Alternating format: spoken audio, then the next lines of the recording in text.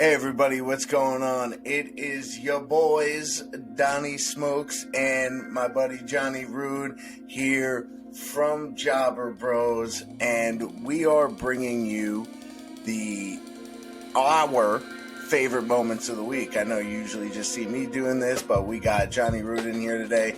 We're going to talk about our favorite moments from this past week that we agreed upon and just give you our thoughts on them a little bit. How you doing today, brother? Good, doing good. Today was Pop's birthday, so just chilled with him. Yeah, it was a good time. How's your day been? It was good. Work was kind of a pain in the ass, but isn't work usually. And then, got some good me time in at the gym, after work today, and, getting there, get swole, as they say, kind of thing, So, yeah, it's been good. Been on that journey since December of last year, so it's been a year of just cranking back in the gym, and, it feels really good, so I'm not mad about it whatsoever. So, we got some wild ones for you this week. This is really, really fun. So, coming in at number 3, I've been kind of starting doing the top 3 kind of thing, so that's what I'm going to stick with here for you guys. So coming in at number 3 of, our favorite moments of the week was on this past Dynamite was the Moxley Hangman face-to-face, and kind of everything that led back up to this face-to-face. It was crazy. Moxley was in the ring, talking shit like he always does, saying there's not a soul in that locker room that can come out here and face me head on. And none other than Hangman Adam Page, coming back, I believe, from his injury that Moxley caused a month and a half ago, whatever it was, right? You're coming in, getting in that ring, and just getting right in his face. I got the chills all the way down my spine when I saw that, because I'm also a very big Hangman fan. So that's a feud, that's a journey that I want AEW to go on 100%. Yeah, no, that's great. Revisiting that feud. Now that Mox doesn't have the title anymore, we can kind of just focus on these two men and what they can do in the ring without any, prize involved besides their own pride. Right. Love the segment as well. Everyone getting involved, security refs trying to break them up, pull aparts and then just diving back at each other was an awesome brawl scene. The crowd was way behind it. Great moment of the week, 100%. Yeah, absolutely. And it only gets better from there, folks. So number 2, this whole thing is a moment. Yeah, I can't pick one specific moment from this match that was greater than the other. So our second favorite, number 2 on the list, was the entire Dax Hardwood versus Bryan Danielson matchup that happened on this past Wednesday. It was, fucking fire, the whole match. So you got 2 of the best, one being, my opinion, Bryan Danielson is one of the best technical wrestlers of all time, and Dax Hardwood is just, the best strong hitting, dude that has just his wrestling style, the old school, old technique, showy wrestling style, but can get technical when he needs to. He is the best in that category, I'd say. And just having those 2 in the ring, and you don't see Dax Hardwood a lot as a singles competitor. More so than Cash Wheeler, but it's still not often. So whenever I get to see him on a one-on-one match, especially with somebody as the caliber of Bryan Danielson, it's a treat. I really love watching him fight in the singles, man. Yeah, he'll have no problem if Dax and Cash eventually decide to part ways. Dax will have no problem getting finding his footing in the singles scene easily. He's always, we've seen him, like you said, it's a very rare occurrence, but when we do see him in a singles bout on AEW, it's usually against one of the top names in AEW singles competitors, and usually doesn't win, right? But it's always a banger of a match because Tony Khan and the rest of the locker room trust him to go out there and put on a spectacular show, main event, you name it, with some of the top talent in the industry that's in AEW. Absolutely, and Dax Hardwood, just kind of keeping going off of what I was saying before, Dax Hardwood already has that legacy of being a hard worker, being a great all-around guy. You can ask him to do anything, and he can go out and do it, whether it's tag team, trios, single, and like I said, I love watching him in singles competition. Yeah, no, absolutely. It was a great moment in wrestling this week. Probably my match of the week, honestly. There's some amazing segments like we discussed with the last, Mox and Hangman. But as far as matches go, I'd say this is truly perfection. Absolutely. I tend to agree with that. But now we're getting into, my favorite moment of the week here. And I know you're in agreement with me on this one. It is I'm going to call it the Bloodline segment on SmackDown this past Friday. So they're coming off their big win from Survivor Series War Games, which was phenomenal. If you have Peacock and you didn't watch it, go watch it. Mm-hmm. The new way they did Survivor Series this year was cool. I'm still a big traditional Survivor Series fan, but it was a lot of fun to see them take two things that they've been doing from two different worlds almost within the same company and just kind of mash them together. So it was really, really cool. But this moment that occurred with Sami Zayn and the Usos, Solo Sikoa was there as well, was absolutely amazing. Now, I've never been the biggest Sami Zayn fan, and I say that in kudos to him because his character always just pissed me off. Like, I could not stand watching it.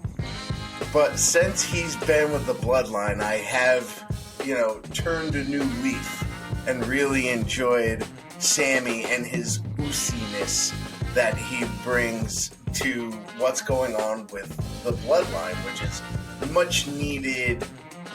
The difference he brings is much needed. I feel like if you had and kept going on this reign with the Bloodline without Sami Zayn, I feel like it wouldn't be as entertaining because it did start getting boring for me. And I remember I told you at one point, like, hey, this whole Bloodline thing's kind of just getting boring, and you had Sami in the mix, and it's great. And what we saw at War Games was Sami Zayn beating up Kevin Owens, a battered and beaten Kevin Owens, his best friend supposedly, right?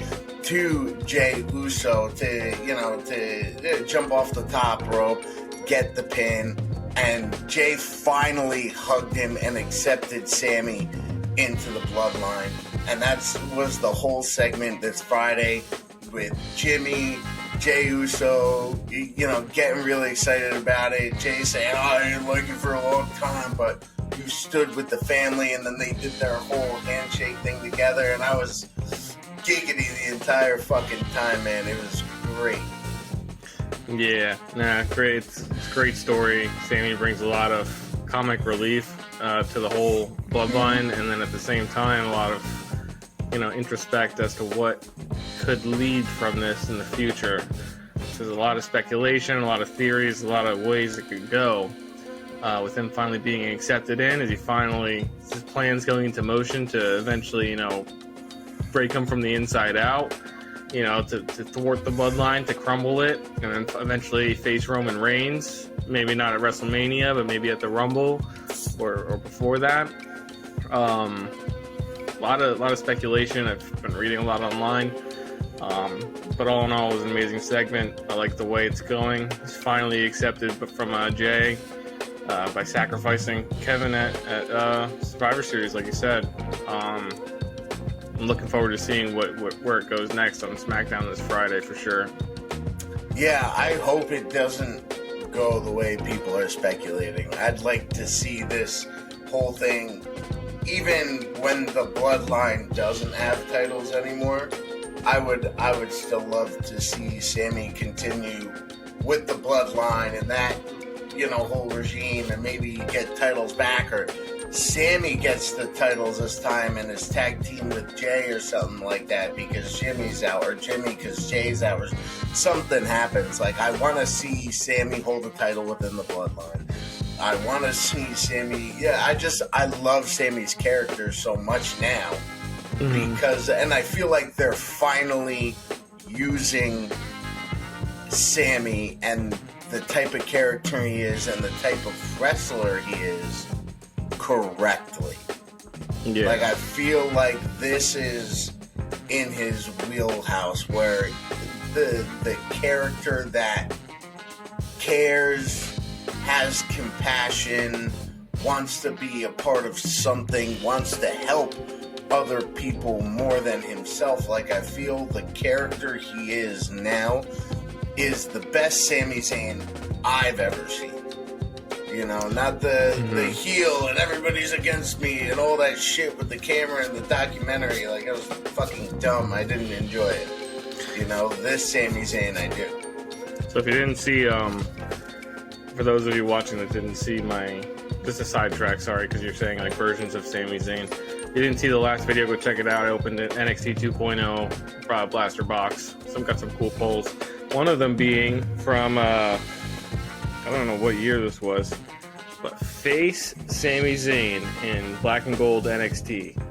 This is, besides the current Sami Zayn, this is my second favorite Sami Zayn. This was so many bangers after bangers in NXT with him as a face, NXT champion. When I pulled that card, I popped. I was like, fuck out of here. There was an NXT 2.0 box, so I thought I was just going to get a bunch of fucking people I don't know, which I did. I got a bunch of basic cards that people I don't know. But when I pulled this card, I was like, I know that face. Fuck yeah. Yeah.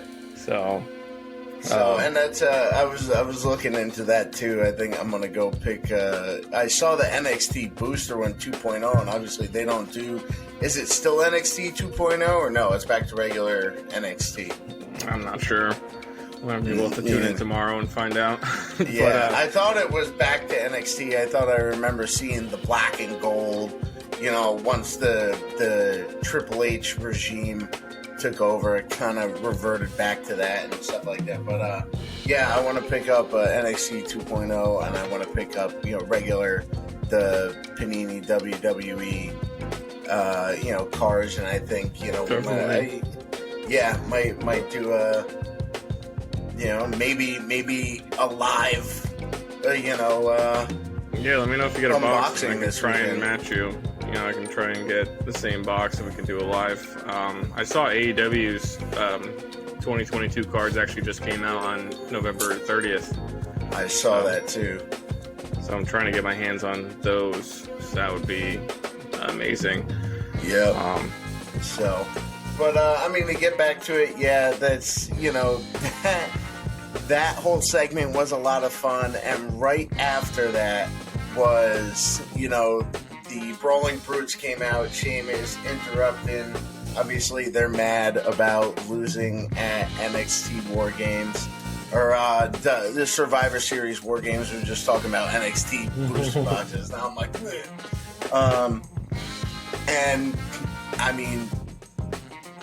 the best things happened. Jay Uso got involved before Jimmy did. Wanted to help Sammy. Super kicked Sheamus, and so that way Sammy can hit him with the Blue Thunder Bomb and get the pin. That whole segment, if you want a feel good kind of thing with Sami Zayn, who like myself has maybe not been feeling Sami Zayn for a while, I really want to love that character again.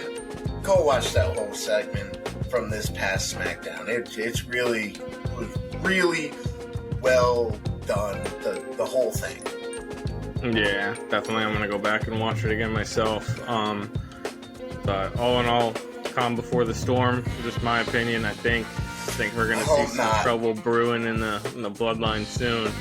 But we will see. It's been a great build, great story so far. And props to Triple H for taking, dog shit and actually, kind of making something great out of it.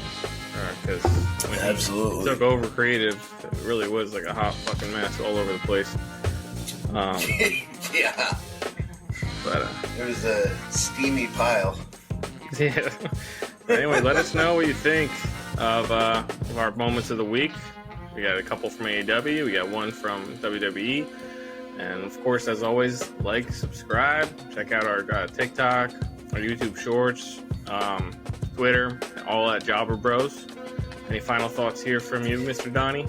That's it. Comment below what your favorite moments or favorite moment of the week might be. Let us know what you think about ours. Make sure you hit that like button or dislike button, whatever you feel like doing in that moment. Subscribe. Turn your bell notifications on, whether you want to watch more of us or bash more of us. It's up to you. Yes, sir. Thank you, everybody. Peace.